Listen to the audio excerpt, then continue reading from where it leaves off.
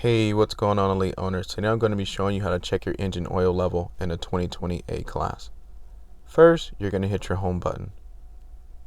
Once you hit your home button, you're going to be using your thumb touch. We're going to swipe to the right. We're looking for service. Once you see service, you're going to push your thumb touch button in. Once inside service, we're going to swipe down until we see engine oil level. Once inside, this is a self-checking engine oil level, so you may have to wait a couple seconds, but that's how you check your engine oil level in a 2020 A class.